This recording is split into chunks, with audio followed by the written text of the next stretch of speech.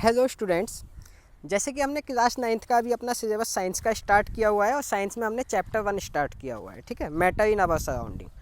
तो हमने उसके स्टार्टिंग के 3 लेक्चर्स आपको प्रोवाइड करा दिए। आज ये अपना 4th लेक्चर है। तो आपने अगर अभी तक स्टार्टिंग के 3 लेक्चर्स नहीं देखे तो आप उनको देख लीजिए ताकि ये लेक्चर आपको अच्छे से समझ आए। ठीक है, तो स्टार्ट करते हैं अपना ये वाला लेक्चर।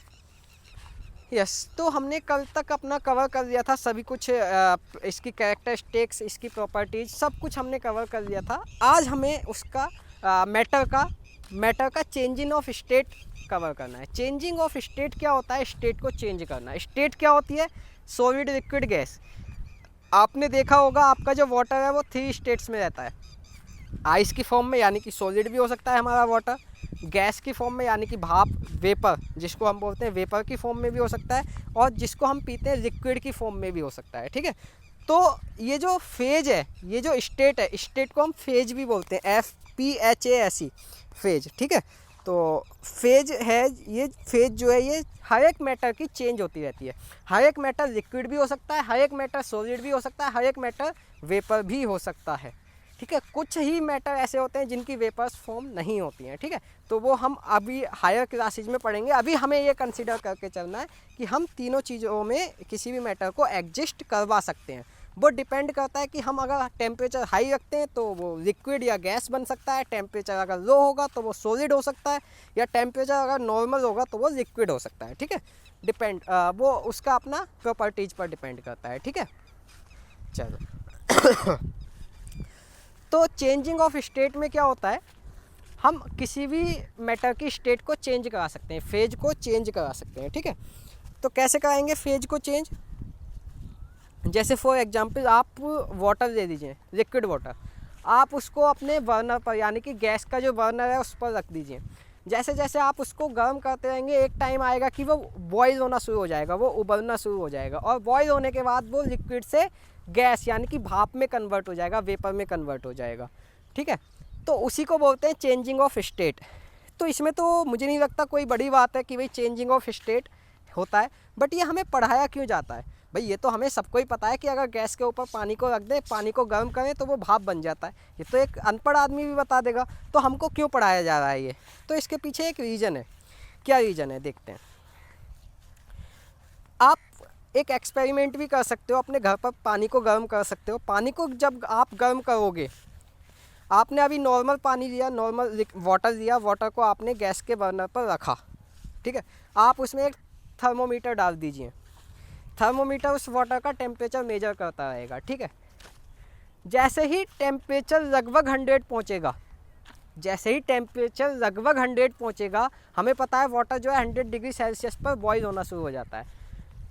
बॉयल होना शुरू नहीं हो जाता, हम वो 100% बॉयल होने लगता है। ठीक है, बॉयल होना तो वो पहले ही शुरू हो जाता है, लगभग 95-96 के आसपास वो हल्का हल्का बॉयल होना स्टार्ट हो जाता है। लेकिन जैसे ही 100 तक पहुंचता है टेम्परेचर, तो वो 100 तक टेम्परेचर पहुंचते ही लिक्विड पूरी तरीके से बॉयल होना शुरू हो जाता है, और आप देख रहे होते हैं उसमें खूब बबल्स बन रहे होते हैं वाटर के अंदर। ठीक है, तो आपका जो थर्मोमीटर है ना, जैसे ही 100 तक पहुँचेगा, आप उसके नीचे कितनी भी तेज़ फायर कर देना, कितनी भी टेम्परेचर उसका राइज करने की कोशिश करना, आपके वाटर का टेम्परेचर राइज नहीं होगा। आपका जो टेम्परेचर है वो 100 से 101 हो ही नहीं सकता। क्यों? आप चाहे उसमें कितनी भी हीट ऐड कर देना। ठीक है, क्यों नहीं हो सकता? तो वो ही हमें पढ़ना है आज। ठीक है, ये तो हम सब जानते थे पहले से ही कि अगर वाटर को गर्म करो तो वो गैस बनता है, लेकिन क्यों बनता है वो आज हम पढ़ेंगे। ठीक है, तो देखते हैं। मैंने आपको बताया कि जब भी वाटर बॉयल होगा तो आपका टेम्परेचर ना तो इंक्रीज होगा और ना ही डिक्रीज होगा। क्यों नहीं होगा देखते हैं। सपोज करो अभी आपका जो लिक्विड है वो जो वाटर है वो लिक्विड फॉर्म में है, लिक्विड फॉर्म में है, तो इनके बीच में जो इंटर पार्टिकल्स होते हैं, जिनको हम पार्टिकल्स बोलते हैं, पार्टिकल्स ऑफ मैटर, इनके बीच में एक फोर्स ऑफ अट्रैक्शन लगा होता है। इनके बीच में एक फोर्स ऑफ अट्रैक्शन लगा होता है जो गैसेज के मुकाबले हाई होता है। ठीक है, अगर हमें इस वाटर को गैस में कन्वर्ट करना है तो इनके बीच में लगने वाले फोर्स को कम करना होगा। इनके बीच में लगने वाले फोर्स को कम करना होगा। कैसे करेंगे? हीट दे करके। तो जैसे ही आपका टेम्परेचर लगभग 100 डिग्री सेल्सियस पहुंचेगा, तो जो हीट अब हम दे रहे हैं ना, एडिशनल हीट जो दे रहे हैं, वो इसका टेम्परेचर राइज नहीं करेगी। वो क्या करेगी? वो इनके बीच में जो फोर्स लगा है उस फोर्स को नलिफाई करेगी, यानी कि इन पार्टिकल्स के बीच में लगने वाले फोर्स को नेग्लेक्ट कर देगी, उनको कम करेगी। ठीक है, हमारी जितनी भी हीट होगी वो कहाँ कंज्यूम हो जाएगी, इन वाले फोर्सेज को ख़त्म करने में कंज्यूम्ड हो जाएगी। ठीक है, इन वाले फोर्सेज को ख़त्म करने में अगर हमारी एनर्जी, हमारी हीट ख़त्म हो रही है तो वो टेम्परेचर को राइज नहीं कर सकती। ठीक है, तो अच्छा, अब ऐसी हीट जो खाली टेम्परेचर को राइज ना करे, जो टेम्परेचर को राइज ना करे, खाली क्या करे, इंटरमोलिकुलर फोर्सेज को कम कर दे, तो क्या आप देख सकते हो कि भाई उसके इंटरमोलिकुलर पार्टिकल्स जो है उनके बीच में फोर्स कम हो रहा है? इसको आप अपनी आंखों से नहीं देख सकते, इसको बस ऑब्जर्व किया जा सकता है। क्यों? क्योंकि लिक्विड है, लिक्विड के पार्टिकल्स के बीच में फोर्स लगा है। अगर हम उसको गैस बनाएंगे तो फोर्स उसके पार्टिकल्स के बीच में कम होगा। तो हम खाली अपने माइंड से ये एज्यूम कर सकते हैं कि जो हमने हीट दी है ना, वो कहाँ कंज्यूम्ड हो गई, वो कंज्यूम्ड हो गई हमारी इनके पार्टिकल्स के बीच में जो फोर्स था उसको ख़त्म करने में। ठीक है, तो ऐसी हीट को जो आप देख ना सको कि कहाँ चेंज हो रही है, अभी आपने जब वाटर रखा था बर्नर पर तो उसका टेम्परेचर राइज हो रहा था, तो आपको आपके मन में तसल्ली थी, एक सेटिस्फेक्शन था कि भाई जो हीट हम दे रहे हैं वो आपके टेम्परेचर को राइज करने में काम में आ रही है। लेकिन जैसे ही आपका टेम्परेचर 100 डिग्री पहुँचा, 100 डिग्री सेल्सियस पहुँचा, आपका टेम्परेचर राइज होना ख़त्म हो गया, राइज होना बंद हो गया, यानी कि अब आपका टेम्परेचर कभी बढ़ेगा नहीं। ठीक है, आप चाहो तो इसका एक्सपेरिमेंट भी कर सकते हो एक थर्मोमीटर और वाटर लेकर के। ठीक है, अगर आपका टेम्परेचर नहीं बढ़ेगा तो आपके मन में एक सेटिस्फेक्शन नहीं रहेगा, आपको लगेगा कि यार मैं जो हीट ये दे रहा हूँ, नीचे जो आग लगा रहा हूँ, इसके नीचे जो फायर जल रही है वो मेरी वेस्ट जा रही है।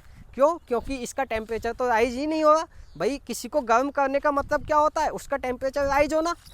और आप नीचे हीट देते रहे हो, आप नीचे आग जलाते रहे हो, लेकिन उसका टेम्परेचर राइज ही नहीं कर रहा, तो फिर क्या फ़ायदा आग जलाने का? आप बंद कर दो। लेकिन आपको पता होना चाहिए कि आपका जो हीट दे रहे हो ना, जो हीट एनर्जी आप दे रहे हो वाटर को, वो कहाँ कंज्यूम्ड हो रही है? वो पूरी कंज्यूम्ड हो रही है आपके इंटरमोलिकुलर पार्टिकल के बीच के फोर्स को नलिफाई करने में, तभी तो वो गैस में कन्वर्ट होगा। भाई इनके बीच का फोर्स कम होगा, पार्टिकल के बीच का फोर्स कम होगा, तभी तो वो हमारा जो लिक्विड है वो गैस में कन्वर्ट होगा, क्योंकि गैस के पार्टिकल के बीच में फोर्सेज कम होता है। तो उसी फोर्सेज को कम करने में हमारी पूरी हीट एनर्जी खर्च हो जाती है। ठीक है, तो इसका मतलब है जो आपने हीट एनर्जी दी है ना, वो आपको कहीं पता ही नहीं लग गई, आप सोच रहे हो वो वेस्ट गई। तो इस एनर्जी को बोलते हैं हम हिडन हीट। जो आपने हीट दी थी ना, जो आपको पता नहीं लगा था, उसको क्या बोलते हैं? हिडन हीट, यानी कि छुपी हुई हीट, छुपी हुई हीट। ठीक है, अच्छा, इसका दूसरा नाम भी होता है लेटेंट हीट। हिडन हीट का दूसरा नाम भी होता है लेटेंट हीट। समझ गए? तो जो 100 डिग्री सेल्सियस टेम्परेचर पहुंचने के बाद जो आपका टेम्परेचर राइज नहीं हो रहा था ना, आप जितनी चाहें उतनी हीट दे रहे थे, उसको बोलते हैं लेटेंट हीट। क्या बोला जाता है? Latent heat. ठीक है, तो मुझे लग रहा है कि आपको थोड़ी बहुत चीज़ें क्लियर हुई होंगी, क्योंकि अभी क्लास 9th में हो आप। मैंने थोड़ा सा ज़्यादा डीप में बता दिया आपको, एक्सपेरिमेंटली बता दिया। तो वैसे ही 11th में आप पढ़ोगे लेटेंट हीट और स्पेसिफिक हीट। ठीक है, एक होती है स्पेसिफिक हीट जो आपका टेम्परेचर राइज करती है, वो आपके सिलेबस में नहीं है। लेटेंट हीट थोड़ा सा कॉन्सेप्ट आपके सिलेबस में है, इसलिए मैंने आपसे डिस्कस कर दिया। ठीक है, तो लेटेंट हीट क्या होती है, देखते हैं इसकी डेफिनेशन।